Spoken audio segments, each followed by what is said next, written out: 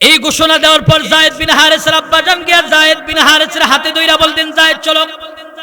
হযরত যায়েদ বিন হারেসের হাতে ধইরা তার জন্মদাতা বাবা যখন টান দিয়েছে, যায়েদ বিন হারেসা বলতেছেন, আব্বাজান কই যাবো? বলে বাড়িতে চলো, তুমি আমার একমাত্র সন্তান, তোমার ছাড়া তোমার মা কান্না করে করে করে করে অন্ধ হয়ে যাইতেছে।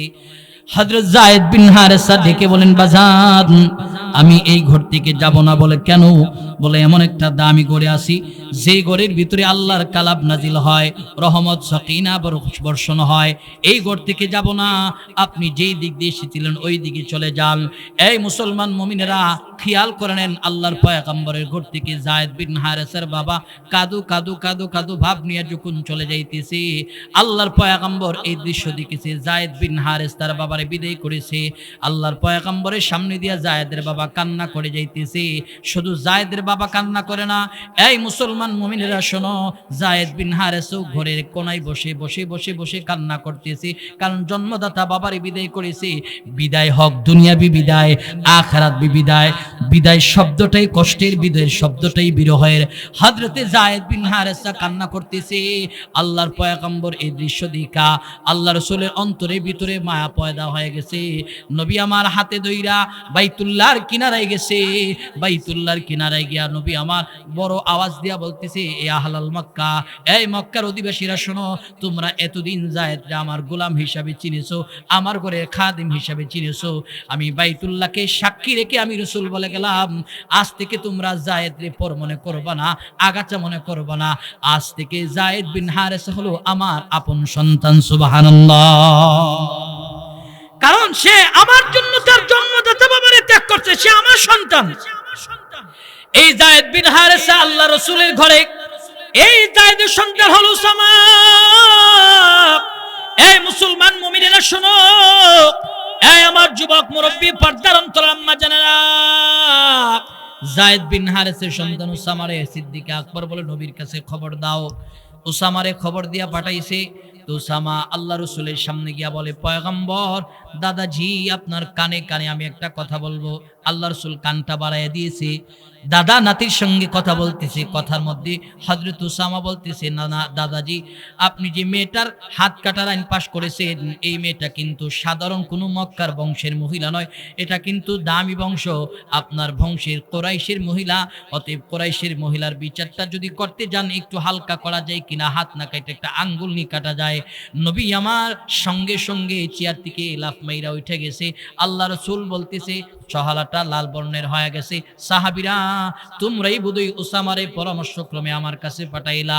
আল্লাহ রাসূল দাঁড়ায় বলতেছে, শোনো শোনো, এই মেয়েটার জায়গায় যদি আমার কলিজার টুকরা ফাতেমা, যাকে আমি সবচেয়ে বেশি মহব্বত করি ভালোবাসি, সেও যদি হতো, আমি আল্লাহর পয়গম্বর তার বেলাও এই আইনটা পাশ করতাম। জোরে বলুন আল্লাহু আকবার।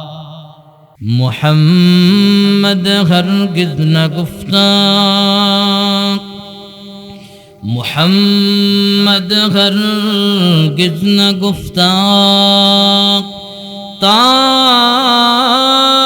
না গুফতা জিবরাইল, জিবরাইল হরগিজ না গুফতা, তা না গুফতা রব্বুল জলিল বালাগাল উলা বিকামালিহি কাশাফাদ দুজা বিজামালিহি حسنت جميع خصاله صلوا عليه وآله। আলহামদুলিল্লাহ, ঐতিহ্যবাহী বড়াইল গ্রামের যুবক বৃন্দ কর্তৃক আয়োজিত আজকের আজিমুশান ইসলামী মহাসম্মেলন, মহতি ইসলামী মহাসম্মেলনের চলমান অধিবেশনের চলমান রজনীর মুহতারাম সম্মানিত সভাপতি, মঞ্চে উপস্থিত জাতির মাতার মুকুট, জাতির শ্রেষ্ঠ সন্তান হযরত কাসেম নানতুবি হুসাইন আহমদ মদনী রাহিমাহুল্লাহের সুযোগ্য উত্তরসূরি বুজুর্গ আলামা হযরত আজিজ ফুলাবা, সম্মুখনে উপস্থিত দিন প্রিয়, ইসলাম প্রিয় মুরব্বিনে আওয়াম, সমবয়সী আমার কলিজা টুকরা যুবক বন্ধুগণ, স্নেহের ছোট ভাই, পর্দার আলে অবস্থানরত শ্রদ্ধেয়া সম্মানিতা মা ও বোনেরা, মহান রব্বে কায়নাতের দরবারে আলিশানে শুকর আদায় করছি যে রব্বে কায়নাত আমাদেরকে দুনিয়াবি কর্মব্যস্ততাকে পিছনে ফেলে কোরআনের মজলিসে উলামায়ে কেরামের জবান থেকে গুরুত্বপূর্ণ দ্বীনি নসিহত শোনার জন্য কবুল এবং মঞ্জুর করেছেন। সেজন্য রাব্বে কায়নাতের দরবারে আলিশানে জবান খুলে আওয়াজ করি, হৃদয়ের আবেগ অনুভূতি উজাড় করে শুকর আদায় করছি আলহামদুলিল্লাহ।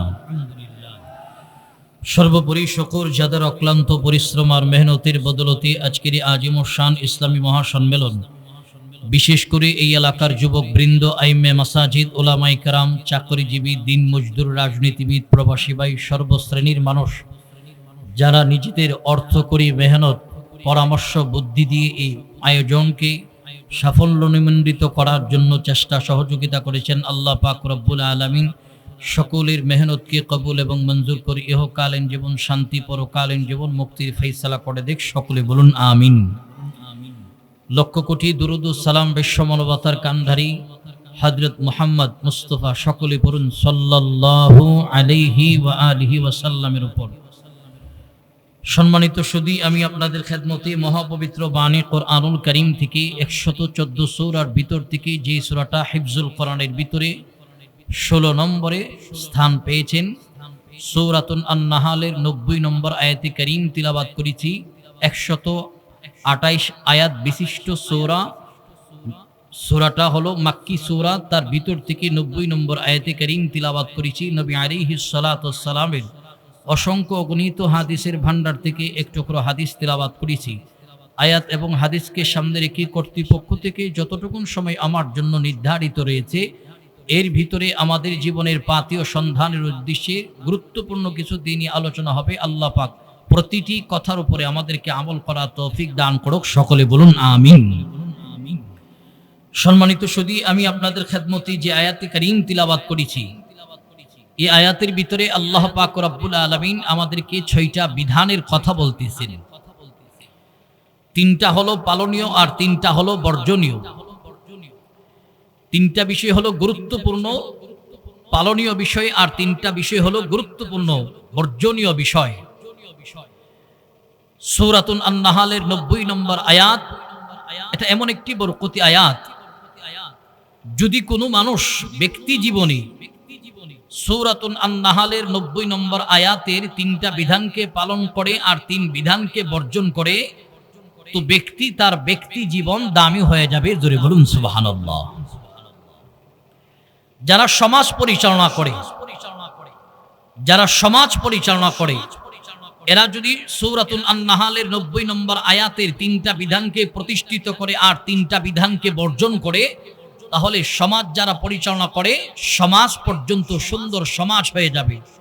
একটা দেশ যদি সূরাতুল আন-নাহলের 90 নম্বর আয়াতের 3টা বিধানকে প্রতিষ্ঠিত করে আর 3 বিধানকে বর্জন করে, তো দেশ পর্যন্ত শান্তির দেশ হয়ে যাবে। জোরে বলুন সুবহানাল্লাহ। যদি কোনো বিশ্ব একটু কমিয়ে দেবে, সাউন্ডটার জন্য সুন্দর থাকে, এত রিপিট যেন না হয়, বুঝতে সহজ হয় মানুষের। যদি কোনো বিশ্ব সূরাতুন আন-নাহলের 90 নম্বর আয়াতের 3টা বিধানকে পালন করে আর 3 বিধানকে বর্জন করে, বিশ্ব পর্যন্ত শান্তির বিশ্ব হয়ে যাবে। জোরে বলুন আল্লাহু আকবার। তাহলে আয়াতের বিধানগুলি দামি না কম দামি? সবাই বলেন দামি না কম দামি? আমরা যে মজলিসে বসেছি, মজলিসটা দামি না কম দামি? উলামায়ে ইকরাম এতক্ষণ পর্যন্ত যা আলোচনা করেছে, যা হবে, কথাগুলি দামি না কম দামি? তাহলে আমাদের মনোযোগটাকে একটু দামি করা যাবে না ইনশাআল্লাহ? আমাদের মনোযোগটাকে একটু দামি করে দিতে হবে। যেহেতু দামি দামি কথা হবে, আমাদের মনোযোগটা একটু দামি করতে হবে। পড়ি সুবহানাল্লাহ, ইমানের আওয়াজে সুবহানাল্লাহ, আলহামদুলিল্লাহ, ওয়ালা ইলাহা ইল্লাল্লাহু, আল্লাহু আকবার। যতক্ষণ কথা হবে মুতাজ্জাহান ইলা জিহাতিল ইস্তিস, এদিক সেদিক নজর দিবেন না, সোজা স্টেজের দিকে নজর রাখবেন। কথাগুলি সিনা বসিনা নেওয়ার চেষ্টা করবেন। কারণ আমরা বয়ানে মসজিদে সবাই যাই, কিন্তু কি আলোচনা হয়, গুরুত্বপূর্ণ বিষয় যদি সকালবেলা জিজ্ঞেস করে আমরা কোনো কিছুই বলতে পারি না। অন্তত যেহেতু এসেছেন, মূল্যবান সময় দিয়ে বসেছেন, কিছু কথা নেন। আল্লাহ পাক আমাদেরকে প্রতিটি কথার উপরে যেন বদ্ধমূল হয়ে আমল করার তৌফিক দান করে। সকলে বলুন আমিন। সম্মানিত সুধী, ইমাম কুরতুবী রাহমাতুল্লাহি আলাইহির রাহমাহ, তিনি বলেন সূরাতুন আন-নাহল এটা এমন একটা 90 নম্বর আয়াত, গুরুত্বপূর্ণ আয়াত। ইমাম কুরতুবী আলাইহির রাহমা বলেন, কোরআনুল কারীম নাজিল হওয়ার পর কোরআন তিলাওয়াতের আকর্ষণে বেঈমান বিধর্মীরা ইসলামের ছায়াতলে এসেছে। ইমাম কুরতুবী আলাইহির রাহমা বলেন যে সবচেয়ে বেশি মুসলমান হয়েছে যেদিন থেকে সূরাতুল আন-নাহলের 90 নম্বর আয়াত নাজিল হয়েছে, এরপর থেকে সবচেয়ে বেশি মুসলমান হয়েছে। জোরে বলুন আল্লাহু আকবার। এই আয়াতের ভিতরে আল্লাহ পাক রব্বুল আলামিন পালনীয় 3টা বিধানের আলোচনা করেন, বর্জনীয় 3টা বিধানের কথা বলেন। 1 নম্বর আল্লাহ পাক রব্বুল আলামিন বলেন, ইন্নাল্লাহা ইয়া'মুরু বিল আদল। আদল মানে তুমি ব্যক্তি জীবনে আদল ইনসাফ প্রতিষ্ঠা করো। তোমার ব্যক্তি জীবনে ইনসাফ কায়েম করো।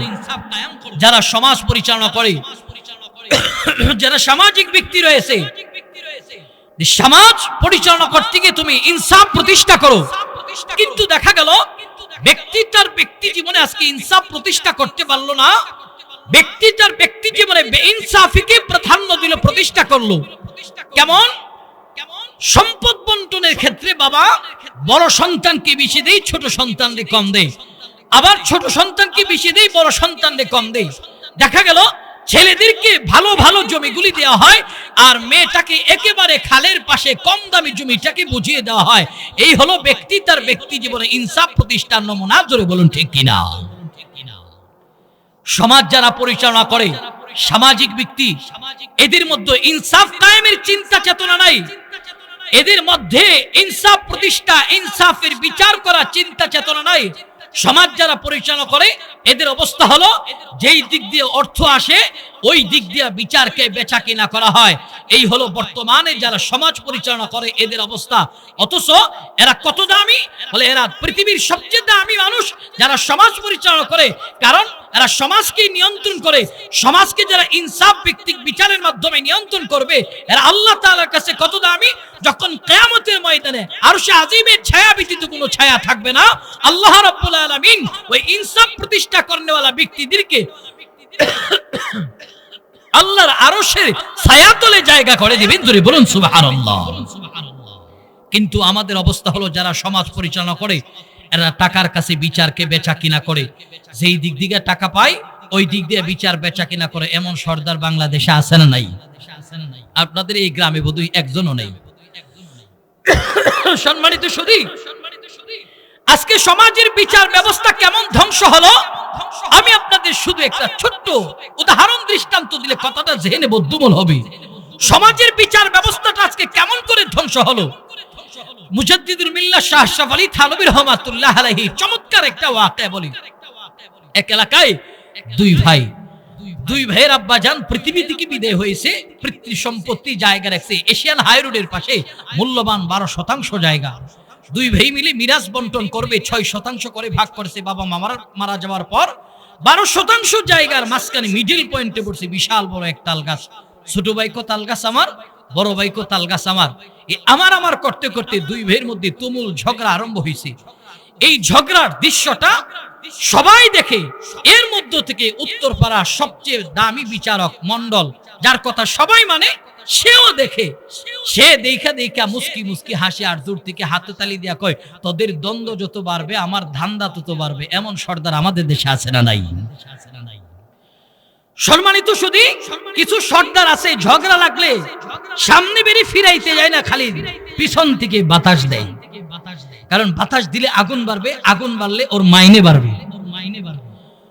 দুই ভাই মিলে চিন্তা করলো, কেবলমাত্র আব্বাজি পৃথিবী থেকে বিদায় হলো, এই যে ঝগড়া করতেছি মানুষ আমাদের খারাপ বলবে, সমাধানের দরকার। বলে দিবে কে?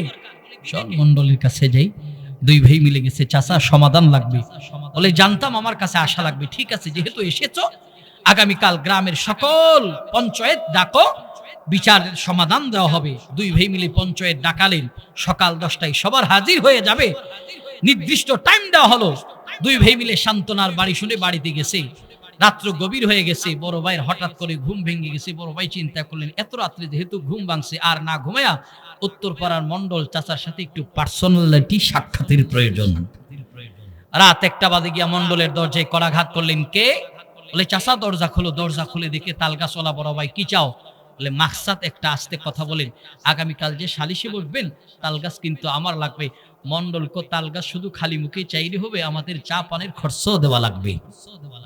আনছো খরচ? আনছি। দাও, দিয়েছে 10,000। এই 10,000 লেনদেনের দৃশ্যটা দেখছে মন্ডলের বাড়ির পণ্ডিত দারোয়ান। এই দারোয়ান দৌড়ে গিয়ে ছোট ভাইয়ের দরজায় হাজির। ছোট ভাই, সর্বনাশ! কি সর্বনাশ? বলে তাল গাছ নাই। ছোট ভাই কো তাল গাছ আমি দেখতেছি জায়গায় আছে, তুই বলস নাই? বলে আছে ঠিক সকাল 10টায় নাই। বলে আসল ঘটনা কত? বলে তোর বড় ভাই মন্ডলকে 10,000 টাকা দিছে, অতএব মন্ডল 10,000 টাকা পায়, তাল গাছ তো সকালবেলা তার নামই ঘোষণা করবে। ছোট ভাই তার বিবিরে ঘুম থেকে উঠেছে, বিবিরে সর্বনাশ হয়ে গেছে। কি সর্বনাশ? বলে মন্ডলকে 10,000 টাকা দিয়েছে বড় ভাই সকাল 10টায়, কিন্তু তাল গাছ আমাকে আর দেওয়া হবে না। ছোট ভাইয়ের বিবি খুব শিক্ষিত বুদ্ধিজীবী ছিল, সেই বলতেছে যেই সর্দার 10,000 টাকায় বিক্রি হয়, 10-এর জায়গায় 20 দিলে তো তাল গাছ অনায়াসে আমাদের হয়। এমন সর্দার আমাদের সমাজে আছে না নাই? সকালবেলা কে তোর পক্ষে আসি, দুপুরে নাই। দুপুরে কেউ তোর পক্ষে বিচারে নাই, বিকেল বেলা নাই। বেজার হইতেছেন কেউ কেউ? কারণ হক বললে আপন মায়ও বেজার হয়। মা ছেলেরই মুফতি বানাইছে, মুফতি সাহেবরা হকের পক্ষে কলম ঘুরায়। মা একদিন ছেলের পিছিয়ে, কিরে সন্তান এত টাকা পয়সা খরচ করে মুফতি বানাইলাম, একদিনও একটা হক কথা শোনাইলি না। ছেলে বলতেছে মা হক কথা শুনতেছ? বলে হ্যাঁ।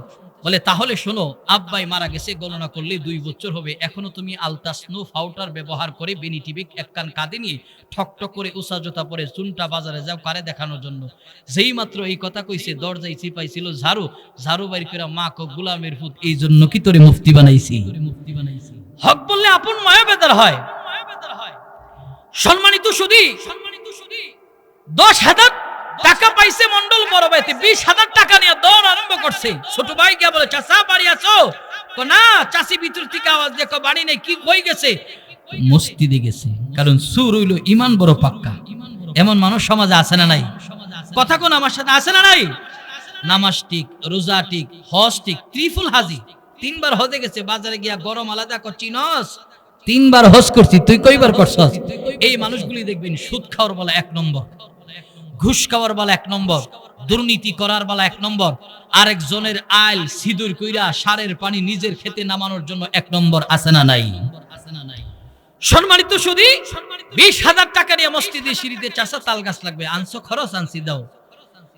10 খাইলো মন্ডল, 20 খাইলো মন্ডল। বলুন তো দেখি একজন মানুষের জিহ্বা কয়টা? সবাই বলেন, আমার কথা বুঝেন তো? বুঝে থাকলে আমার সাথে একটু আনসার দিতে হবে। একজন মানুষের জিহ্বা কয়টা? বিক্রি হলো কয় জায়গায়?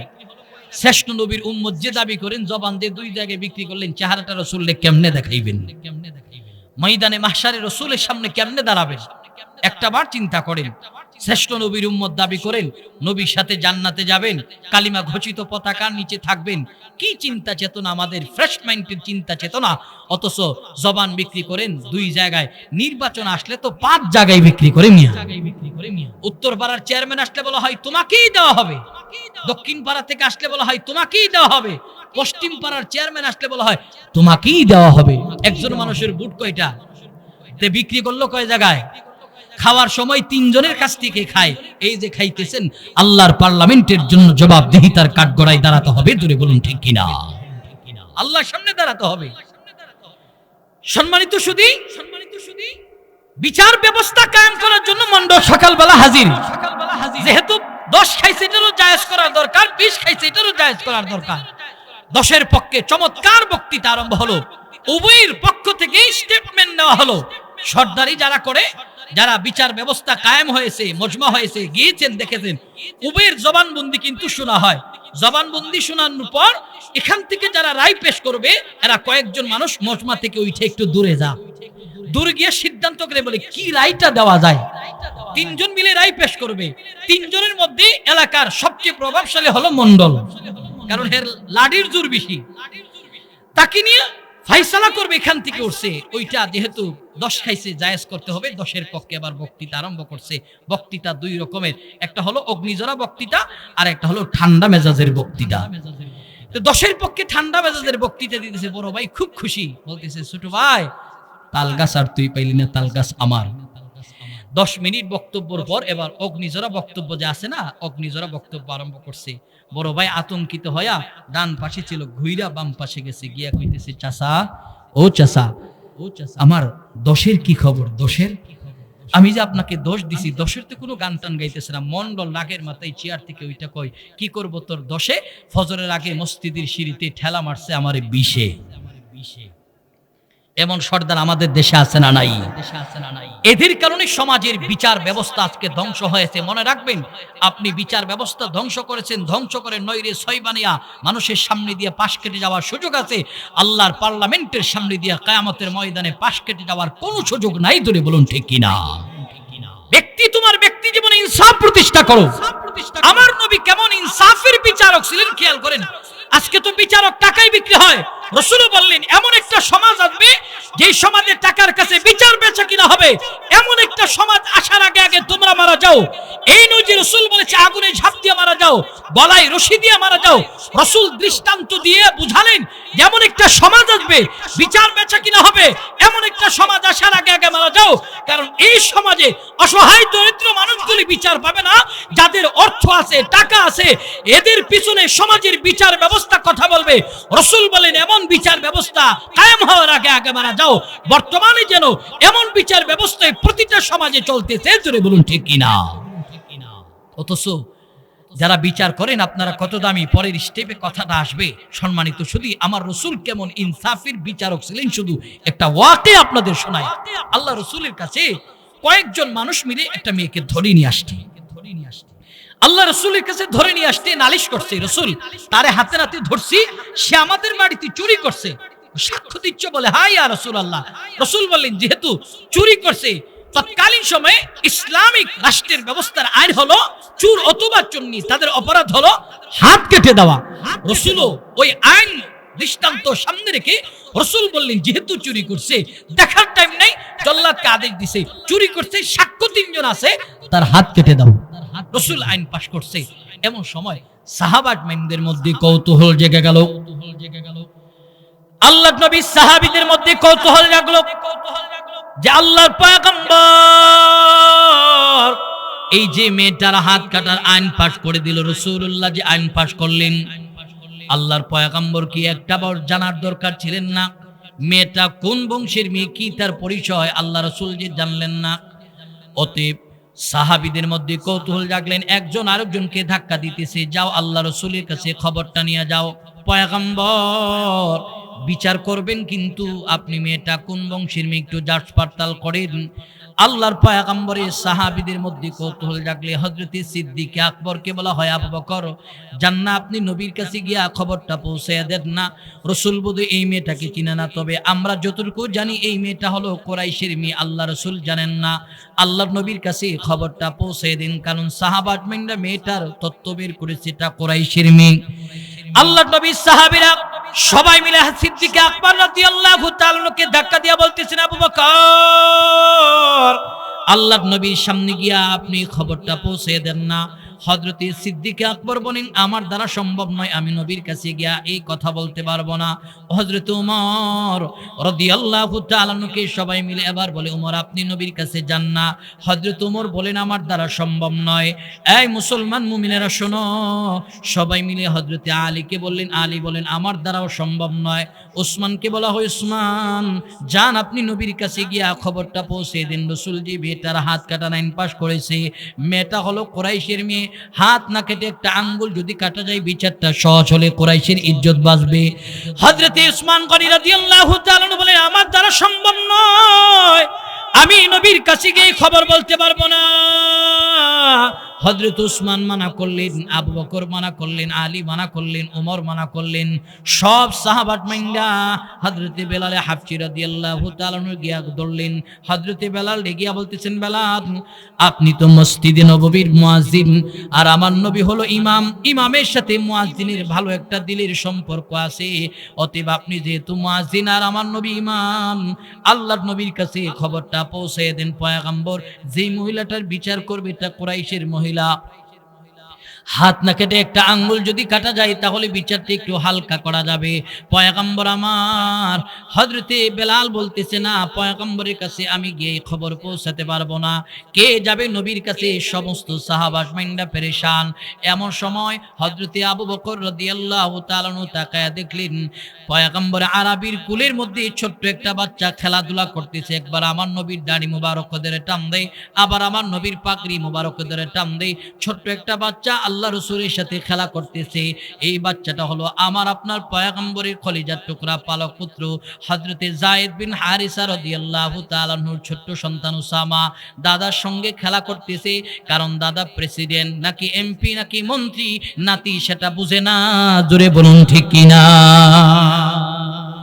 দাদা প্রেসিডেন্ট না এমপি না চেয়ারম্যান, নাতি বুঝে না। নাতি বুঝে আমার দাদা। এই কারণে দাদা নাতির সম্পর্কটা গভীর মধুর হয়। কিন্তু আজকে দাদার ভালোবাসা থেকে নাতিদেরকে আজকে আমাদের এমন এক অসভ্য সমাজ চলে এসেছে।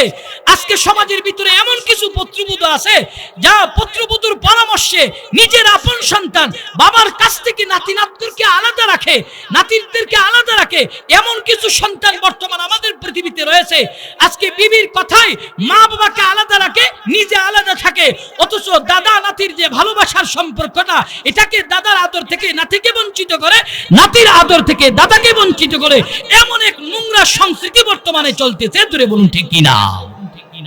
মনে রাখবা, তুমি যেটা করতেছো তোমার জন্য এটা পরে থাকবে। আজকে তুমি তোমার সন্তানকে মহব্বত করো, ভালোবাসো, ঠিক তোমারও এইভাবে তোমার বাবা মহব্বত করতো, ভালোবাসতো। আজকে তুমি তোমার বাবার আদর থেকে তোমার ছেলেকে আলাদা করেছো, ঠিক তোমার আদর থেকে তোমার ছেলে তোমার নাতিকে আলাদা করবে। কারণ যেই যেইটা করে তার জন্য সামনেই কাট থাকে। দূরে বলুন ঠিক কিনা? নাতি বুঝে আমার দাদা খেলতে হবে। ছোট্ট বাচ্চা আল্লাহ রাসূলের দাড়ি মুবারকের টান দেয়, পাকড়ির ধরে টান দেয়। তো আল্লাহ রাসূলের সাহাবী সিদ্দিক আকবর এই দৃশ্য দেখছে। সিদ্দিক আকবর রাদিয়াল্লাহু তাআলা এই দৃশ্য দেখিয়া হযরতে বেলালকে বলেন, বেলাল যাও এই উসামাকে ডেকে নিয়ে আসো। উসামাকে হযরতে বেলাল রাদিয়াল্লাহু তাআলা ডাক দিলেন। সিদ্দিক আকবরের কুলে উসামা চলে আসতে, আসার পর আল্লাহর পয়গম্বরের সাহাবী হযরতে আবু বকর বলতেছেন, উসামা শোনো, আল্লাহর পয়গম্বর যে মেয়েটার হাত কাটার আইন পাশ করলেন, মেয়েটা কুরাইশের মহিলা, আল্লাহ রাসূল জানে না। অতএব তুমি আমার আপনার পয়গম্বরের কাছে খবরটা পৌঁছায়া দাও। মুসলমান মুমিনেরা শোনো, এই উসামা হলো আল্লাহর পয়গম্বরের পালক পুত্র হযরত যায়েদ বিন হারিসা রাদিয়াল্লাহু তাআলা আনহুর সন্তান। কে সে যায়েদ বিন হারিসা? কে সে যায়েদ বিন হারিসা? আমার নবীর ঘরে কেমনে আসলো, কিভাবে আমার পয়গম্বরের ঘরে আসলো জানার দরকার। মক্কার মনুষী আল্লাহর পয়গম্বরের ঘরে কিভাবে যায়েদ বিন হারিসা চলে আসলেন? আম্মা জান খাদিজাতুল কুবরা রাদিয়াল্লাহু তাআলা আনহার চাচাতো ভাই বাজার থেকে কিছু গোলাম খরিদ করেছে। গোলাম খরিদ কইরা আপনজনদেরকে হাদিয়া দিতে দিতে দিতে দিতে এই যায়েদ বিন হারিসা নামে গোলামটা নিয়া আম্মা জান খাদিজাতুল কুবরা রাদিয়াল্লাহু তাআলা আনহার ঘরের মধ্যে এসে বলেন, খাদিজা আমি তোমার জন্য একটা গোলাম হাদিয়া নিয়ে আসলাম। আম্মা জান খাদিজা বলেন, ভাইজান আমার গোলামের দরকার নাই, নিয়ে যান। আম্মা জান খাদিজাকে অনেক পীড়াপিড়ি করার পর যায়েদ বিন হারিসারে দিয়ে গেছে। যায়েদ বিন হারিসারে রাইখা আম্মা জান বলতেছে, তোমারে আজাদ করে দিলাম। কিন্তু যায়েদ বিন হারিসা আল্লাহর পয়গম্বরের ঘরে এসে যেতে চায় না। আল্লাহ রাসূল যখন আইলে কালিমাতুল্লাহর দাওয়াত দিয়ে আম্মা জানের ঘরে আসতে, আম্মা জান পয়গম্বরের কাছে গিয়া সালাম দিয়া বলতেছে, পয়গম্বর আপনার একটা জিনিস হাদিয়া দিবার চাই। কি হাদিয়া দিবার চাও? আম্মা জান যায়েদ বিন হারিসারে নিয়ে বলতেছেন, এই যে তার নাম যায়েদ, তারে আপনার হাদিয়া দিবার চাই গোলাম হিসাবে, তারে আপনি গ্রহণ করবেন। পয়গম্বর আমার হাদিয়া গ্রহণ করলেন। হাদিয়া গ্রহণ করার পর পরের দিন সকালবেলা যায়েদ বিন হারিসার হাত ধইরা আল্লাহর পয়গম্বর ঘর থেকে বের হয়ে বলেন, যায়েদ যা, আমি নবী তোরে আজাদ করে দিছি, মুক্ত হাওয়ায় গিয়া ঘোড়ো।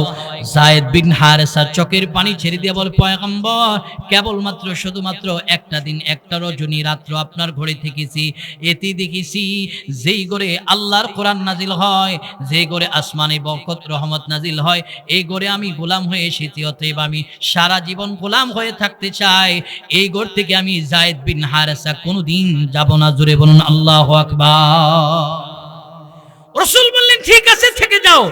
এই যায়েদ বিন হারিসা রাদিয়াল্লাহু তাআলা রাসূলের ঘরে যেদিন আম্মা জান খাদিজাতুল কুবরা রাদিয়াল্লাহু পাহাড়ের চূড়ায় রাসূলের জন্য খাবার নিয়ে যেতে পারেন না, ওই দিন গোলাম যায়েদ বিন হারেসারে দিয়ে পাঠায়। একদিনের ঘটনা, আল্লাহ রাসূল সাল্লাল্লাহু আলাইহি সাল্লাম হেরা পর্বতে ধ্যানমগ্ন। খেয়াল করেন, এত উঁচু পাহাড়, হেরা পর্বতের গুহায় আম্মাজান খাদিজাতুল কুবরা রাদিয়াল্লাহু তাআলা আনহা স্বামীর প্রতি কতটা দরদ মহব্বত ছিল। এত পরে তিন বেলা খাবার নিয়ে যেতেন। কোন বর্ণনায় আসছে তিনি ওখানে বারংবার রাসূলের খবর নিতেন, রাসূল কোন অবস্থায় আছে। একজন মহিলা মানুষ ওখানে যাইতেন। এখন তো যারা হাজী সাহেবান আছেন, হেরা পর্বতের গুহায় ওঠার জন্য সৌদি গভর্নমেন্ট সুন্দর করে সিঁড়ির ব্যবস্থা করেছে। তৎকালীন সময়ে তো সিঁড়ি ছিল না, এত উপরে উঠতেন কি করে?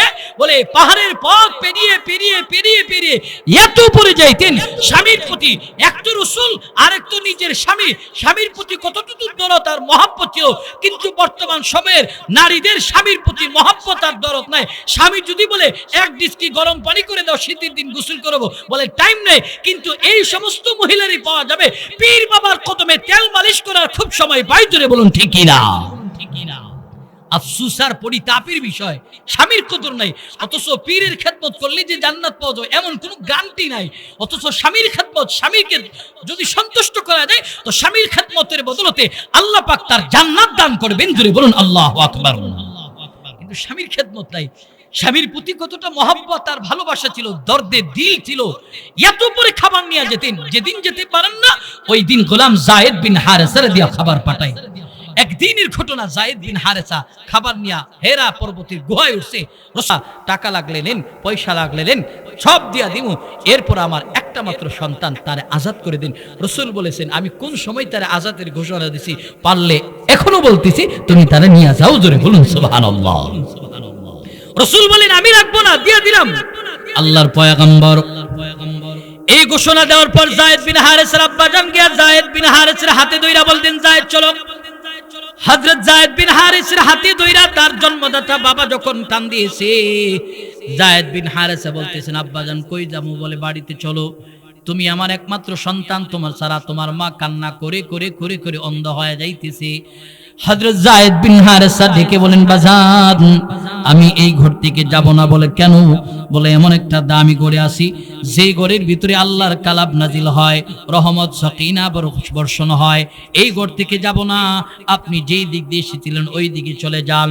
এই মুসলমান মুমিনেরা খেয়াল করে নেন, আল্লাহর পয়গম্বরের ঘর থেকে যায়েদ বিন হারেসার বাবা কাদু কাদু কাদু কাদু ভাব নিয়ে যখন চলে যাইতেছে, আল্লাহর পয়গম্বর এই দৃশ্য দেখেছে। যায়েদ বিন হারেস তার বাবারে বিদায় করেছে। আল্লাহর পয়গম্বরের সামনে দিয়া যায়েদের বাবা কান্না করে যাইতেছে। শুধু যায়েদের বাবা কান্না করে না, এই মুসলমান মুমিনেরা শোনো, যায়েদ বিন হারেসও ঘরের কোনায় বসে বসে বসে বসে কান্না করতেছে। কারণ জন্মদাতা বাবারে বিদায় করেছে। বিদায় হক দুনিয়াবি বিদায়, আখিরাতবি বিদায়। বিদায় শব্দটাই কষ্টের, বিদায়ের শব্দটাই বিরহের। হযরতে যায়েদ বিন হারেসা কান্না করতেছে। আল্লাহর পয়গম্বর এই দৃশ্য দেখা আল্লাহ রাসূলের অন্তরের ভিতরে মায়া পয়দা হয়ে গেছে। নবী আমার হাতে ধইরা বাইতুল্লাহর কিনারায় গেছে। বাইতুল্লাহর কিনারায় গিয়া নবী আমার বড় আওয়াজ দিয়া বলতেছে, এ আহলাল মক্কা, এই মক্কার অধিবাসীরা শোনো, তোমরা এতদিন যায়েদরে আমার গোলাম হিসাবে চিনেছো, আমার ঘরে খাদিম হিসাবে চিনেছো। আমি বাইতুল্লাহকে সাক্ষী রেখে আমি রাসূল বলে গেলাম, আজ থেকে তোমরা যায়েদরে পর মনে করবা না, আগাছা মনে করবা না। আজ থেকে যায়েদ বিন হারেসা হলো আমার আপন সন্তান। সুবহানাল্লাহ। কারণ সে আমার জন্য তার জন্মদাতা বাবারে ত্যাগ করছে, সে আমার সন্তান। এই যায়েদ বিন হারেসা আল্লাহ রাসূলের ঘরে, এই যায়েদের সন্তান হলো উসামা। এই মুসলমান মুমিনেরা শোনো, এই আমার যুবক মুরব্বী পর্দার অন্তর আম্মা জানেরা, যায়েদ বিন হারেসের সন্তান উসামারে সিদ্দিক আকবর বলে নবীর কাছে খবর দাও। উসামারে খবর দিয়া পাঠাইছে। তো উসামা আল্লাহ রাসূলের সামনে গিয়া বলে, পয়গম্বর দাদাজি আপনার কানে কানে আমি একটা কথা বলবো। আল্লাহ রাসূল কানটা বাড়াইয়া দিয়েছে। দাদা নাতির সঙ্গে কথা বলতেছে। কথার মধ্যে হযরত উসামা বলতেছে, না না দাদাজি, আপনি যে মেয়েটার হাত কাটার আইন পাশ করেছেন, এই মেয়েটা কিন্তু সাধারণ কোনো মক্কার বংশের মহিলা নয়, এটা কিন্তু দামি বংশ, আপনার বংশের কুরাইশের মহিলা। অতএব কুরাইশের মহিলার বিচারটা যদি করতে যান একটু হালকা করা যায় কিনা, হাত না কাটে একটা আঙ্গুল নি কাটা যায়। নবী আমার সঙ্গে সঙ্গে চেয়ার থেকে লাফ মাইরা উঠে গেছে। আল্লাহ রাসূল বলতেছে, চহালাটা পর্দাটা লাল বর্ণের হয়ে গেছে। সাহাবীরা তোমরাই বোধহয় উসামারে পরামর্শক্রমে আমার কাছে পাঠাইলা। আল্লাহ রাসূল দাঁড়ায় বলতেছে, শোনো শোনো, এই মেয়েটার জায়গায় যদি আমার কলিজার টুকরা ফাতেমা, যাকে আমি সবচেয়ে বেশি মহব্বত করি ভালোবাসি, সেও যদি হতো, আমি আল্লাহর পয়গম্বর তার বেলাও এই আইনটা পাশ করতাম। জোরে বলুন আল্লাহু আকবার। আর আমাদের অবস্থা হলো, যদি দেখি আমাদের আত্মীয়তার কোনো বন্ধনের সম্পর্ক আছে, তাহলে এটা নয়রে ছয় বানাই, তাহলে এটা নয়রে ছয় বানাই। রাসূল বলেন আমার বংশের হতে পারে, রক্তের হতে পারে, এরপর সার নাই, সংবিধানে আইন আইনই থাকবে। কিন্তু আমাদের অবস্থা হলো, গ্রাম্য সংবিধানে আইন থাকলে যদি নিজের লোক হয়, নিজের ছেলে হয়, নিজের ভাতিজা হয়, এটারে গাইন বানাতে সময় লাগে না। এই কারণে আজকে সমাজের সন্তানরা অপরাধ করার মাত্রা বেড়ে গেছে। তুলে বলুন ঠিক কিনা? নিজের সন্তান যখন অন্যায় করে, বিচার আসলে বলে যুবক বয়সে একটু একটু করবে, এগুলি দেখার টাইম নেই। যখন সেম অপরাধ থেকে আরো কোনো নরমাল অপরাধ এলাকার অসহায় দরিদ্র ঘরের কোনো সন্তান করে, তার কাছে খবর আসা মাত্র সেট করে ওঠে, হ্যাঁ এটা করছে, তাকে গ্রাম থেকে তাড়িয়ে দেওয়া হবে, এটা করা হবে, সেটা করা হবে। অথচ এই সেট যদি নিজের সন্তানের বেলা করে উঠতাম, তাহলে সমাজের ভিতরে আর অন্যায় অপরাধের অঙ্গরাজ্য হতো না। জুড়ে বলুন ঠিক কিনা? আজকে তো অন্যকে নসিহত করার খুব সময় আমাদের হাতে আছে, অন্যকে নিয়ে চিন্তা ভাবনা করার সময় আমাদের হাতে আছে। চায়ের দোকানে বসে চায়ের কাপে চুমুক দিই, আর অমুকের ছেলে কি করলো, তুমুকের ছেলে কি করলো, অমুকের পুত্রবধূ কই গেল, তুমুকের পুত্রবধূ কই গেল, সেই নিয়ে শুধু টেনশন। কিন্তু নিজের পুত্রবধূ কয়ে দেয়, নিজের ছেলে কই দেয়, নিজের মাইয়া কই দেয়, এই চিন্তা নাই বলে আজকে সমাজ আজকে দিন দিন ধ্বংসে নিমজ্জিত হচ্ছে। কারণ আমার হিসাব আমি দেব, তার হিসাব সে দিবে। অতএব আমার চিন্তা আমাকেই করতে হবে, তার চিন্তাটা সে নিজে করবে। কিন্তু এখন আমাদের অন্যের টেনশনে নিজের শান্তির মধ্যে চুল একটা নাই। আল্লাহর রহমতে জোরে বলুন ঠিক কিনা? অন্যের চিন্তা করতে করতে, আরে ভাই, আখিরাতে নিজের হিসাব নিজেকেই দিতে হবে, অন্যের হিসাব আপনাকে জিজ্ঞেস করা হবে না। এ কারণে যারা সমাজে বিচার ব্যবস্থা কায়েম করেন, আপনারা ইনসাফওয়ালা হন, ইনসাফওয়ালা হন। কারণ আপনারা দামি মানুষ। কেমন দামি? কারণ এমন পৃথিবীতে এমন কিছু মানুষ আছে, এদের শিক্ষাগত যোগ্যতার অভাব নাই, কিন্তু পাঁচজন মানুষের সামনে দাঁড়ায় কথা বলতে গেলে মুহাম্মাদুর রাসূলুল্লাহ সাল্লাল্লাহু আলাইহি ওয়া আলিহি ওয়াসাল্লাম, যে কথাটা বলতেছিলাম, যারা বিচার ব্যবস্থা কায়েম করে তারা কত দামি মানুষ।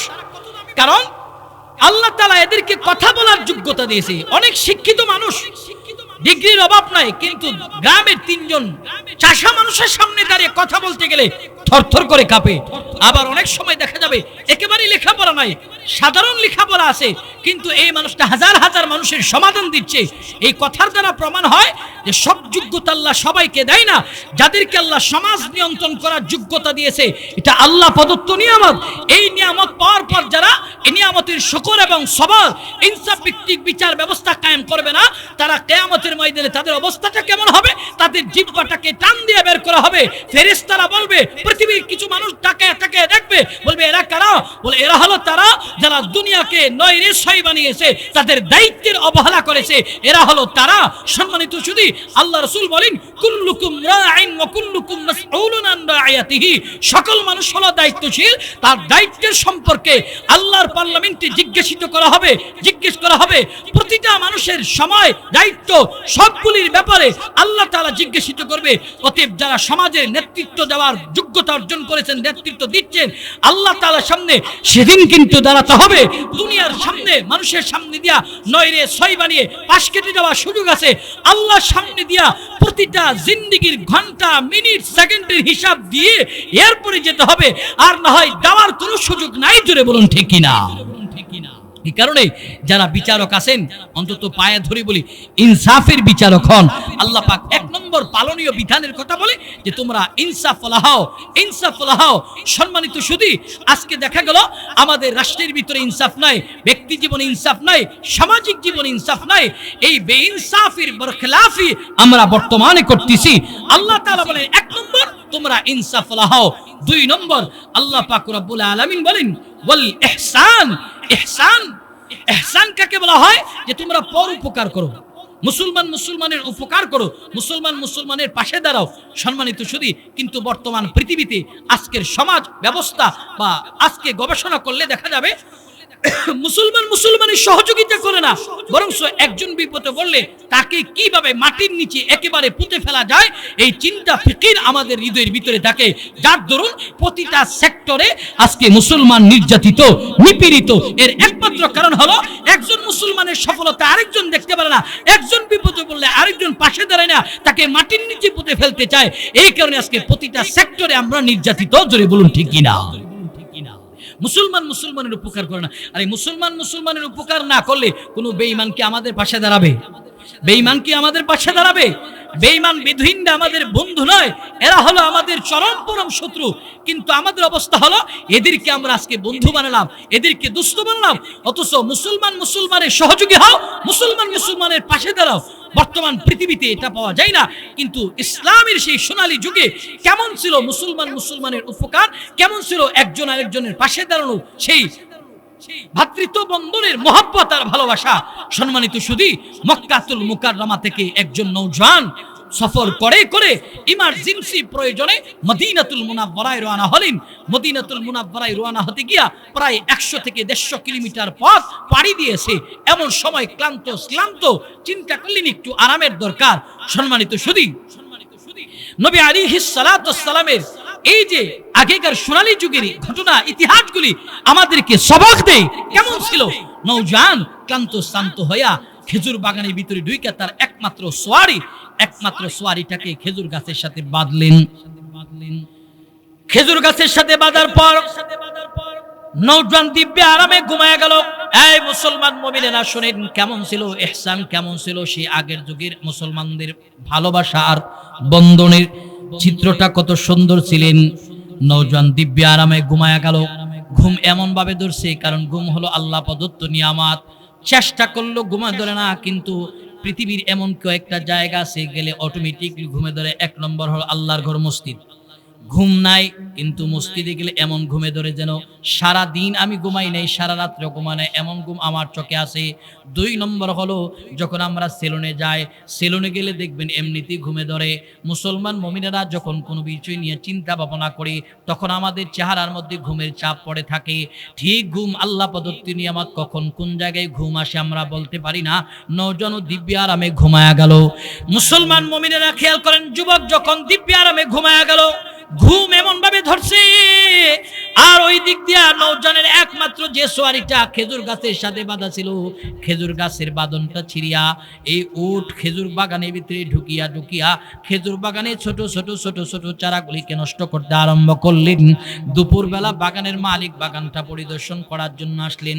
বাগান পরিদর্শন করতে আইসা দেখলেন বাগানের ছোট চারাগুলি নষ্ট হয়ে আছে। বাগানের মালিক এই দৃশ্য দেখা খুব আশ্চর্যান্বিত হয়ে গেল। তালাশ করতেছে কে আমার এই ক্ষতিটা করলেন। তালাশ করতে বাগানের এক কর্নারে চলে গেল। এই মুসলমান মুমিনেরা খেয়াল করে নাও, বাগানের এক কর্নারে যাওয়ার পর তাকায় দেখলেন একটা উট বাগানের এই চারাগুলি নষ্ট করলো। বাগানের মহাজন মালিক তার হাতের মধ্যে পাথর নিয়েছে, উটটাকে সরানোর জন্য ঢিল ছুঁড়ে মেরেছে। ঢিল দেওয়ার সঙ্গে ওই উটের মাথায় পড়িয়া উট দুনিয়া থেকে বিদায় হয়ে গেল। রক্তক্ষরণ হতে দুর্বল হয়ে দাঁড়ানো অবস্থা থেকে নিচে পড়িয়া দুনিয়া থেকে বিদায় হয়ে গেছে। বাগানের মালিক চিন্তা করতে চাই রে, কার উট আমি হত্যা করলাম? আমি তো কেবলমাত্র শুধুমাত্র উটটাকে সরানোর জন্য পাথর মেরেছিলাম, কিন্তু দুনিয়া থেকে বিদায় হয়ে গেছে। এখন তো আমি অপরাধী হয়ে গেলাম। আমি যদি এখন চলে যাই, দুনিয়ার ওমরের আদালত ফাঁকি দেওয়া হবে, কারণ ওমরের শাসন আমল চলে। ওমরের আদালত ফাঁকি দেওয়া হবে। ওমরের তো একজন মালিক আছে, ওমরের সেই মালিকের সামনে আমাকে দাঁড়াতে হবে। চিন্তা করলেন যতক্ষণ পর্যন্ত এই বিষয়টা সমাধান না দেওয়া হবে, ততক্ষণ পর্যন্ত এখান থেকে এক কদমও যাব না। মুসলমান কেমন ছিল তাদের তাকওয়া, কেমন ছিল আল্লাহর ভয়, কেমন ছিল জাহান্নামের ভয়। আজকে আমাদের ভিতরে জাহান্নামের ভয় নাই, আল্লাহর আদালতে দাঁড়ানোর ভয় নাই। যদি আল্লাহর আদালতে দাঁড়ানোর ভয় থাকতো, নইরে সই বানাইতাম না, মিথ্যা কথা বলতাম না, 1 নম্বরে 2 নম্বরকে বিক্রি করতে 2 নম্বরে 1 নম্বরকে বিক্রি করতাম না, 3 নম্বরে 1 নম্বর বলতাম না। এই মুসলমান মুমিনেরা, ওই বাগানের মালিক দাঁড়ায় আছে, আর ওই নৌজওয়ান তার ঘুম ভেঙে গেল। ঘুম ভাঙার পর তাকে দেখলেন একমাত্র সোয়ারি তার পাশে নাই। সে পেরেশান হয়ে গেল। বহুদূরের পথ, আরবের পথগুলি মরুভূমির পথ, মরুভূমির জাহাজ, উট। এই উট নিয়ে আমি রওনা হয়েছি। উট যদি না পাই তাহলে আমি এত দূরের পথ কেমনে যাব? সেও পেরেশান হয়ে তালাশ করতে করতে বাগানের এক কর্নারে গেল। গিয়ে দেখলেন মৃত অবস্থায় তার উট পড়া। উটের পাশে একজন মুরব্বী মানুষ দাঁড়ায় আছে। মুরব্বীর জিজ্ঞেস করলেন, বাজান রে, আমার একমাত্র সোয়ারি উটটাকে কে হত্যা করেছে বাজান, তুমি একটু বলবা? নৌজান এই কথা বলার পর মুরব্বী বলতেছেন, আমি হত্যা করলাম, আমি এই বাগানের মালিক। বলে, কেন মারলেন? কারণ এই কারণে মেরেছি, আমি মারার কোনো উদ্দেশ্য ছিল না, উটটাকে সরানোর জন্য হাতে পাথর নিয়ে মেরেছিলাম, কিন্তু কপালে পড়ে সারা ফেটে ফিনকি দেওয়া রক্ত প্রবাহিত হতে হতে তোমার উট মারা গেছে। আমি চলে যেতে পারতাম, শোনো বাজান, আমি যাই নাই, কারণ আমি দুনিয়ার উমরের আদালতে ফাঁকি দিব, আল্লাহর আদালত ফাঁকি দিতে পারবো না। অতএব আমার উমরের আদালতে নিয়ে যাও, যেমন বিচার না তেমন বিচার দেব। এই মুসলমান মুমিনরা শোনো, নৌজানও তার রাগের মাত্রা কন্ট্রোল করতে পারে নাই। নৌজানও মুরব্বীকে কষিয়ে একটা থাপ্পড় মারলেন। থাপ্পড় মারার সঙ্গে সঙ্গে মুরব্বীও জায়গায় দুনিয়া থেকে বিদায় হয়ে গেল। এখানে আমাদের জন্য সবক আর পালনের বিষয় হলো, রাগ উঠলেই এই রাগটাকে কন্ট্রোল করা লাগবে, কারো উপরে চড়াও হওয়া যাবে না। রাগ আমাদের উঠতেই পারে, মানসিকভাবে রাগ উঠতে পারে। দাঁড়ানো অবস্থায় রাগ উঠছে, তুমি বসে যাও। বসা অবস্থায় রাগ উঠছে, শুয়ে যাও। শোয়া অবস্থায় রাগ উঠছে, ইস্তেগফার পড়ো। কারণ রাগকে কন্ট্রোল যারা করে তারা দুনিয়ার সব জায়গায় সফলতা অর্জন করতে পারে। আর যারা রাগ কন্ট্রোল করতে পারে না, তারা দুনিয়ার কোনো জায়গায় সফলতা অর্জন করতে পারবে না। স্বামী আর স্ত্রী রাগ উঠছে, স্বামী আর স্ত্রী রাগ উঠছে। স্বামী আর স্ত্রী যখন রাগ উঠে, মাঝখানে থেকে মর্দ শয়তান, শয়তান ওয়াসওয়াসা দেয় স্বামীকে, বলে বিবির জবান দ্বারা বের করে দে, তোমার ভাত খাবো না। স্বামী বলে, তোরে দিয়া দিলাম তালাক। এই যে তালাক তিন কথা বলছে, সমাজের ভিতরে বহু ঘটনা পাওয়া যায় এমন। এই মুসলমান মুমিনেরা, রাত 2টা 3টা বাজে আমাদের কাছে প্রবাস থেকে ফোন আসে, হুজুর রাগের মাথায় বিবিরে 3টা কথা কইছি, বিবি আসে না গেছে, রাগের মাথায় কোয়ার সুস্থ অবস্থায় কাও বিবি নাই তো নাই। এই কারণে স্বামী আর স্ত্রীর মহাব্বতের বন্ধনটাকে শয়তান আলাদা করার জন্য, কারণ আমাদেরকে আল্লাহ তাআলা এমন কিছু অঙ্গ দিয়েছে, তাফসীর ইবনে কাসিরের বর্ণনায় আছে এমন কিছু অঙ্গ দিয়েছে, যেমন 2টা পা আল্লাহ তাআলা আমাদেরকে দিয়েছে। এই মুসলমান মুমিনেরা খেয়াল করেন, 2টা পা ইচ্ছা করলে দড়ি দিয়া বেঁধে রাখা যাবে। আমাদেরকে 2টা হাত দিয়েছে, ইচ্ছা করলে 2টা হাত দড়ি দিয়া বেঁধে রাখা যাবে। আমাদেরকে আল্লাহ তাআলা চক্ষু দিয়েছে, ইচ্ছা করলে চোখ কষ্টি মেরে অন্ধ থাকা যাবে। কিন্তু আমাদেরকে এমন একটা পিচ্ছিল জিহ্বা, ধারালো জিহ্বা আল্লাহ তাআলা দিয়েছে, এই জিহ্বাটা ইচ্ছা করলে রশি দিয়ে বেঁধে রাখা যায় না, কষ্টিপ দিয়ে বেঁধে রাখা যায় না। এটা এমন একটা ধারালো, যেই জিহ্বার দ্বারা আমি 3 কথা বলার পর, আমি কেবলমাত্র একটা অপরিচিত মেয়েকে কবুল বলার পর, কবুল বলার পর মেয়েটা আমার চিরজীবনের আপন হয়ে যায়। আবার এমন এই জিহ্বা দ্বারা 3টা কথা বলার মধ্যে কিন্তু সে আলাক হয়ে যায়। এই কারণে স্বামী আর স্ত্রী রাগ উঠবে তো একজন সবর করো, একজন ধৈর্য ধারণ করো, একজন নিচু হয়ে যাও। যদি উভয়জন ঝগড়া করতে তো মাঝখানে থাকে শয়তান, শয়তান আমাদেরকে আলাক করে দেওয়ার জন্য চিন্তা করে।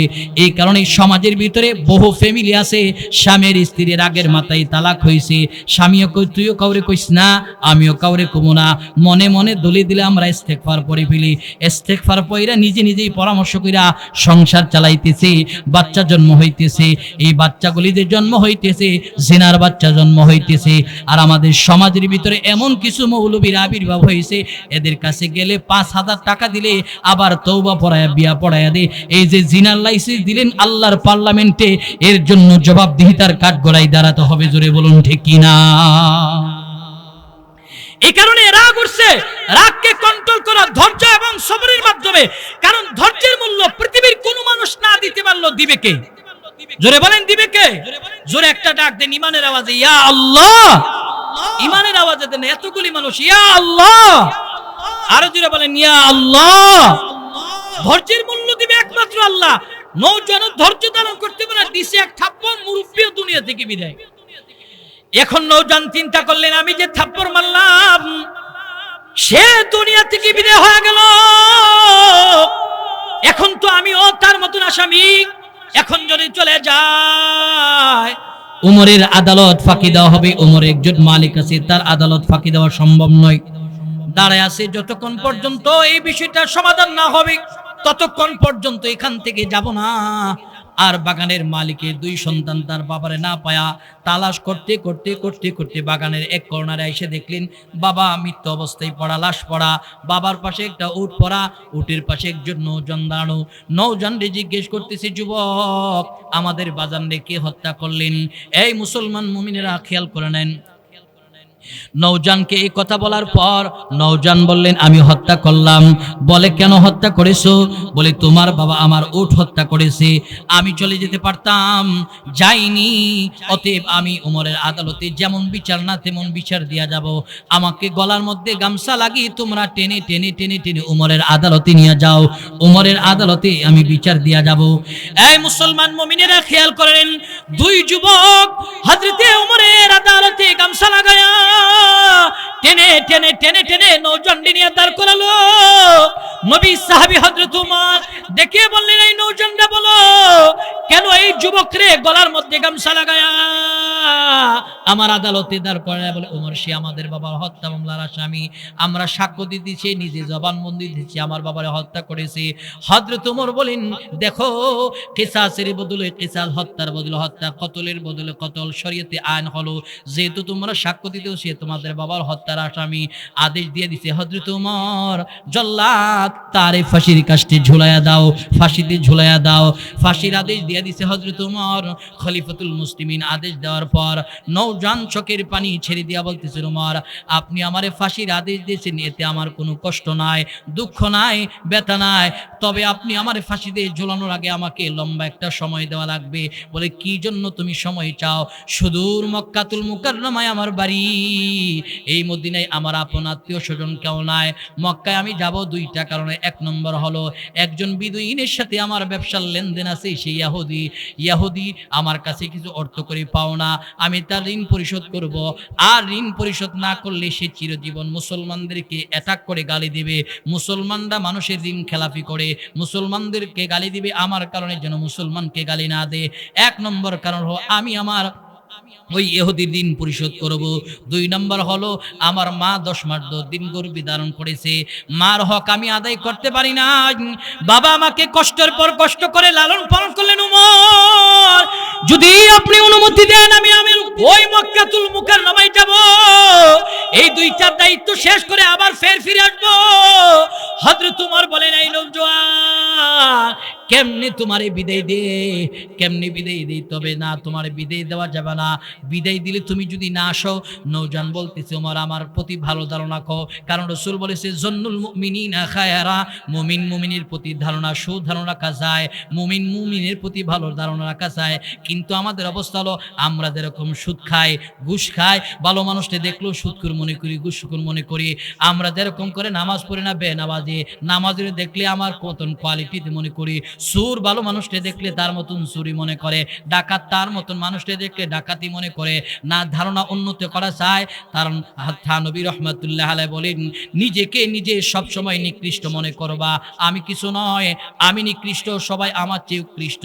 এই মনোভাব যাদের থাকবে আল্লাহ তাআলা এদের সম্মান দুনিয়াতে বাড়ায় দিবে, আখিরাতেও বাড়ায় দিবে। জোরে বলুন সুবহানাল্লাহ। আমি সবার চেয়ে নিকৃষ্ট, সবাই আমার চেয়ে উৎকৃষ্ট। নওজান বললেন, আমার সময় দেওয়া লাগবে উমর। এই কথা যখন বললেন, হযরত উমর বলেন, সময় দিতে পারি, শর্ত একটা হলো তোমার এই জায়গায় কাউকে জিম্মাদার রেখে যাও, আছে কি তোমার কোনো আপন আত্মীয় স্বজন? যুবক চোখের পানি ছেড়ে দিয়ে বলতেন, উমর এই মদিনায় আমার কেউ নাই, বংশের মানুষ নাই, আপন কাছের মানুষ নাই, মহাব্বতের মানুষ নাই, কে আমার জন্য দায়িত্ব নেবে, কে আমার ইহসান করবে, এমন কোন মানুষ এই মদিনাতুল মুনাওয়ারায় নাই। হযরত উমর বলেন, তাহলে বিদায় দেওয়া যাবে না। এই মুসলমান মুমিনেরা খেয়াল করলেন, যুবকের কান্নার মাত্রা আরো বেড়ে গেল। এই কান্নার দৃশ্য দেখে কিয়ামত থেকে একজন মানুষ দাঁড়ায় বলতেছে, খলিফাতুল মুসলিমিন হাত উঁচু কইরা বলতেছে, এই নৌজনের দায়িত্ব নেওয়ার জন্য আমি প্রস্তুত আছি। যেই মানুষটা দাঁড়াইছে এই মানুষটার কেউ নয়, আমার পয়গম্বরের প্রিয়তম সাহাবী হযরতে আবু যর গিফারি রাদিয়াল্লাহু তাআলা আনহু। কে সে আবু যর গিফারি? হযরতে আবু যর গিফারি খাদেমে খায়রুল বাশার, হযরতে আবু যর গিফারি খাদেমে খায়রুল বাশার, খিদমতু মে জিন্দেগি ভর না বানায়া আপনা ঘর। এমন একজন নবীর সাহাবী আবু যর নিজের জন্য কোনো ঘর বানাইলো না, কোনো কিছুই বানাইলো না, কেবলমাত্র শুধুমাত্র নিজের জীবনটাকে ওয়াকফ করে দিয়েছে আমার নবীর খেদমতের জন্য। নিজের খেদমত ঘর বানানোর কথা বলে গেলেন, আমার নবীর খেদমতের জন্য নিজের ওয়াকফ করে দিয়েছে। আবু যর হাত উঁচু করার পর সিদ্দিক হযরত ওমর বলতেছেন, এ আবু যর, আপনি যে হাত উঁচু করলেন আপনি কি তারই চিনেন? বলে না। বংশীয় কোনো সম্পর্ক আছে? বলে না। ব্যবসায়ী সম্পর্ক আছে? না। কেন দাঁড়াইছেন? বলে এই জন্য দাঁড়ালাম কারণ রাসূল বলেছে আল মুসলিমু আখুল মুসলিম, মুসলমান মুসলমানের ভাই। অতএব তার বাড়ি মক্কায় হতে পারে, আমার বাড়ি মদিনায়, কিন্তু সে আমার ভাই। পৃথিবীর যে প্রান্তে মুসলমান থাকুক না কেন সে আমার ভাই। অতএব আমি আমার ওই ভাইয়ের অধিকার থেকে দাঁড়াইছি। জোরে বলুন আল্লাহু আকবার। ভাইয়ের অধিকার থেকে দাঁড়াম। হযরত ওমর বলেন, ভেবে চিন্তা দাঁড়িয়েছেন? বলে হ্যাঁ। শোনেন, সে যদি মক্কা থেকে ফিরে না আসে আপনার গলায় কিন্তু ফাঁসির দড়ি উঠবে। হযরত আবু যর বলে, ফাঁসিটা আমি হাসি মুখে নিব। জোরে বলুন আল্লাহু আকবার। হাসি মুখে নিব। কেমন ইহসান ছিল। আর আমাদের অবস্থা হলো চাচা বিপদে বললে বাতিজা বাজারের পিছন দিয়ে রাস্তা দিয়ে বাড়িতে আসে। এই হলো অবস্থা। এর নাম ইহসান নয়। সম্মানিত শুধু ইহসান তাকেই বলা হয় মুসলমান মুসলমানের পাশে দাঁড়াও, অর্থ লাগলে দাও, সাহস লাগলে দাও, এরপরে তার সামনে সীসা ডালা পাচিরের মতো যদি দাঁড়াতে হয় দাঁড়াও, কারণ মুসলমান তো মুসলমানের পাশে দাঁড়াবো। কিন্তু আমাদের অবস্থা হলো পাশের বাড়ির কেউ বিপদে বললে কিভাবে তারে মাটির নিচে আরো দাবানো যায় এই নিয়ে মিটিং করা হয় গৌরবভাবে। এই কারণে আজকে আমাদের চিন্তা চেতনা চেঞ্জ না থাকার কারণে সমাজ আজকে দিন দিন অধপতন হচ্ছে। জোরে বলুন ঠিক কিনা? আজকে আমাদের অবস্থা হলো এইরকম। প্রতিবেশী যদি দুর্বল হয়, যদি আমার পাওয়ার থাকে, টাকা থাকে, তার জায়গাটা দখল করা সেই চিন্তা চেতনা আমার থাকে, তার বাড়ির রাস্তাটা কিভাবে ব্লক করা যায় সেই চিন্তা চেতনা আমার থাকে। কিন্তু অথচ প্রতিবেশী তোমার থেকে কতটুকু নিরাপদ ছিল এই কথাটা ময়দানে মাহশারে জিজ্ঞেস করবে। তার প্রতি আমরা ইহসান করি না। এই হলো বর্তমানের অবস্থা। সম্মানিত শুধু একটু রাস্তা ছেড়ে পথ চলবে, এই রাস্তাটা আমরা আটকে দিই। আরে হাদিসের বর্ণনা আসছে আপনি কারো দুনিয়াতে চলার জন্য রাস্তা করে দিয়েছেন, আল্লাহ পাক রব্বুল আলামিন ইহসানের দ্বারা আল্লাহ তাআলা কিয়ামতের ময়দানে আপনার মাথার উপর থেকে বড় একটা মুসিবত নিয়ে ঘুরবেন, আল্লাহ তাআলা সেই মুসিবত থেকে আপনার উদ্ধার করে দিবেন। জোরে বলুন সুবহানাল্লাহ। কিন্তু আমাদের অবস্থা হলো ইহসান করবো তো দূরের কথা, আরো চতুর্দিকে জায়গা কিনে তারা কি জায়গাটা এখান থেকে আউট করা যায় সেই চিন্তা চেতনা আমাদের। হযরত আবু যর বলেন, হাসি মুখে ফাঁসি নিব। বলে সাহেব, সে যদি না আসে তোমার গলায় ফাঁসি। বলে ঠিক আছে দিও। জল্লাদ কাঁদে দিলেন, বলে যুবকরে বিদায় দিয়া দাও আর আবু যরকে তার জায়গায় গ্রেফতার করে কারাগারে নাও। আবু যরকে কারাগারে নেওয়া হলো, যুবককে ছেড়ে দিয়েছে। যুবক দ্রুত গতিতে আরেকটা ঘোড়া নিয়ে মক্কাতুল মুকাররমায় পৌঁছেছে। পৌঁছাই ইহুদি ঋণ পরিশোধ করে, ইহুদি ভাই তোর সাথে ব্যবসার সম্পর্ক ছিল, আমি মদিনাতুল মুনাওয়ারায় হত্যা মামলার আসামি, উমরের আদালত আমাকে ফাঁসির আদেশ দিয়েছে, আমার দায়িত্ব নিয়েছে রাসূলুল্লাহর একজন সাহাবী যার নাম আবু যর। সঠিক সময়ে পৌঁছাতে না পারলে আবু যরের ফাঁসি হবে, অতএব মাফ করে দিস, আর বোধহয় তোর সাথে সাক্ষাৎ হবে না। এই কথা বলি আমার কাছে গেছেন মা। মদিনায় আমি হত্যা মামলার আসামি মা, উমরের আদালত আমারে ফাঁসির আদেশ দিয়েছেন। মারে জীবনে অনেক খেদমত করার ইচ্ছা ছিল, করতে পারি নাই, বিদায় করে দে মা। 10 মাস 10 দিন গর্ভে ধারণ করলি, কোনো খেদমত করতে পারে নাই। মা এই কথা শুই না কান্না আরম্ভ করছে। বাজান কি কথা শোনাইলা? আমি মা তোমারে লালন পালন করছি, খেদমতের ইচ্ছা নাই, তবে কি কথা শোনাইলা? মারে দেরি করলে চলবে না, ওমরের আদালতে যেতে হবে, আবার দাঁড়াতে হবে। আমি যদি সঠিক সময় না যাই আবু যরের গলার মধ্যে ফাঁসির রশি উঠে যাবে। বাবার কাছ থেকে বিদায় করতেছেন। বাজান রোদে পড়ে বৃষ্টিতে ভিজে আমারে তুমি লালন পালন করছো, খেদমত করতে পারি না, বাজান বিদায় করে দাও, আর বোধহয় দেখা হবে না, জনমের মতো বিদায় করে দাও। আমি মদিনায় হত্যা মামলার আসামি, উমরের আদালত আমারে ফাঁসি দিয়ে দিছে, আমার দায়িত্ব নিছে নবীর একজন সাহাবী, তার নাম আবু যর। আমি যদি সঠিক সময় না যাই আবু যরের ফাঁসি হয়ে যাবে। মা বাবার কাছ থেকে বিদায় নিলেন। মা পিছনে পিছনে দাঁড়ায় দাঁড়ায় কান্না করে বাবা কান্না আরম্ভ করলো। এই মুসলমান মুমিনেরা, কারণ মা বাবার দল, মা বাবার দিলের যে মহব্বত আর ভালোবাসা কত জানো? যতক্ষণ পর্যন্ত সন্তানদের দুনিয়ার বাজারে হোক কিংবা চাকরিতে হোক মা বাবা বিদায় করে দেয়, যতক্ষণ পর্যন্ত মা বাবা সন্তানের পিছন দেখা যায় ততক্ষণ পর্যন্ত দাঁড়ায়া থাকে, যতক্ষণ পর্যন্ত গাড়ি দেখা যায় ততক্ষণ পর্যন্ত মা বাবা দাঁড়ায়া থাকে। মা বাবার মহব্বত আর ভালোবাসা এটা আলাদা জিনিস। মুহতারাম হাজিরিন, খেয়াল করেন আজকে মা বাবার মহব্বত আর ভালোবাসা আমাদের দর্দে দিলের ভিতরে নাই। ওই নৌজওয়ানদের মা বাবা বিদায় করছে, পিছনে তাকায় রইছে, সন্তান বারবার তাকায় আর কান্না করে। যেতে যেতে যেতে যেতে মক্কাতুল মুকাররমা থেকে রওনা হয়ে গেল। আর ওই দিক দিয়ে আজ এই সময় দিয়েছিলেন, সময় অনুপাতে টাইম ওভার হয়ে গেল। ওভার হয়ে পরে শুক্রবারের আজান হয়ে গেছে। সলাতুল জুমার নামাজ আদায় করিয়া হযরতে খলিফাতুল মুসলিমিন ওমর পুরাতন মামলার নথিগুলি টানতেছে। এমন সময় যুবকের মামলার কাগজপত্র হাতে আসছে। হযরত ওমর বলেন, জল্লাদ আসছে কি? ওই নৌজান বলে, না। এমন সময় হযরত ওমর রাদিয়াল্লাহু তাআলা আসন থেকে দাঁড়ায় গেছে, দাঁড়ায়া বলতে চাই, এখন তো আবু যরের ফাঁসি হয়ে যাবে। আদেশ দিয়ে দিয়েছে, জল্লাদ যেহেতু আজকে ফাঁসি কার্যকরের তারিখ, দাও, মঞ্চ কায়েম করো, আবু যরকে ফাঁসি দিয়া দাও। আবু যরকে ফাঁসির মঞ্চে আনছে। সব সাহাবীরা দাঁড়াইছে, নববীর সমস্ত সাহাবা আজমাইনরা দাঁড়ায়া দাঁড়ায়া কান্না করতেছে। হযরত ওমর কান্না করতেছে, আবু যর আগেই তো বলেছিলাম ওই যুবক আসবে না। বলে, আমার মনের ভিতরে কোনো কষ্ট নাই, আমার দিলের ভিতরে কোনো ব্যথা নাই। এই মুসলমান মুমিনেরা শোনো, হযরতে আবু যর বলতেছি, মুসলমানের জন্য জীবন দিতে পারতেছি, আমার একজন ভাইয়ের জন্য আমি জীবন দিতে পারতেছি, আমি সার্থক, দাও আমার গলায় ফাঁসির দড়ি উঠাইয়া দাও। যেই মাত্র আদেশ দিয়া দিছে, হযরত ওমরের প্রশাসন যখন আদেশ দিয়া দিছে, দাও ফাঁসিতে ঝুলাইয়া দাও, আবু যরকে ফাঁসি ঝুলাইয়া দাও। যেই মাত্র হযরতে আবু যরকে ফাঁসি ঝুলাইয়া দিবে, এমন সময় তাকায় দেখে ওই মক্কাতুল মুকাররমা থেকে নৌজান মদিনার ধুলাবালি উড়াইয়া মসজিদে নববীর কিনারে হাজির হয়ে গেছে।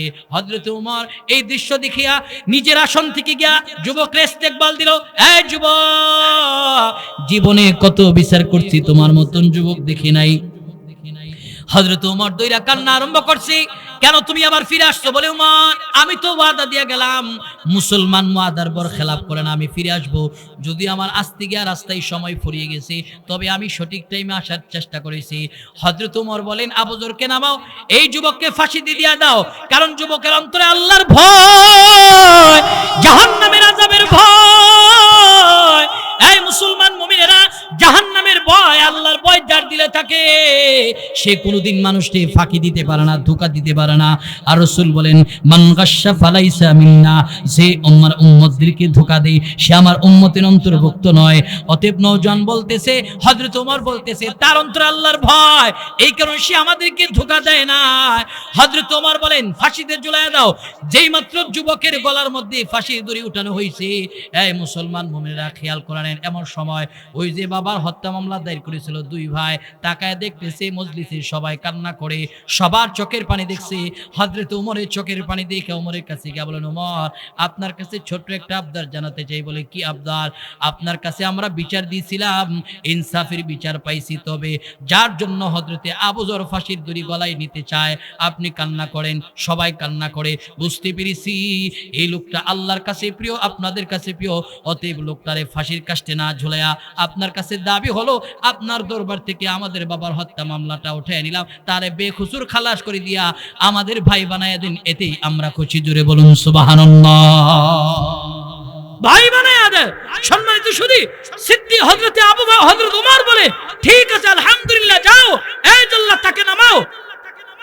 যুবক, তুমি আজ থেকে এদের ভাই, এই ছিল ইসলামের উপকার, এই ছিল ইহসান। হযরতে আবু যর চিনেন না, জানো না, এরপরও ইহসান করার জন্য হযরতে আবু যর রাদিয়াল্লাহু তাআলা দাঁড়াইছে। সম্মানিত সুধী, এই হলো ইহসান। এক নম্বর হলো আদল ইনসাফ, দুই নম্বর হলো ইহসান।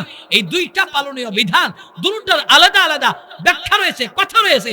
হযরত চলে আসতে জব পানি আগে তো তাইমুম খতম। হযরত যেহেতু চলে আসতে আলোচনার ইতি টানবে ইনশাআল্লাহ। সম্মানিত সুধী, কেউ উঠাউঠি করবেন না। আর দোয়া মুখুল ইবাদা, দোয়া ইবাদতের মগজ, দোয়া করে দেব, কেউ উঠাউঠি করবেন, এটা মজলিসের আদবের খেলাফ। অতএব কেউ উঠবো না। জরুরত যাদের ভিন্ন কথা, আদের যাদের জরুরত নাই আপনারা বসুন। সব কথার খুলাসা কালাম হলো, এক নম্বর ইনসাফ কায়েম করব, দুই নম্বর ইহসান। এই দুইটা পালনীয় বিধানের আলোচনা করা হয়েছে। আল্লাহ পাক আমাদেরকে কবুল করুক।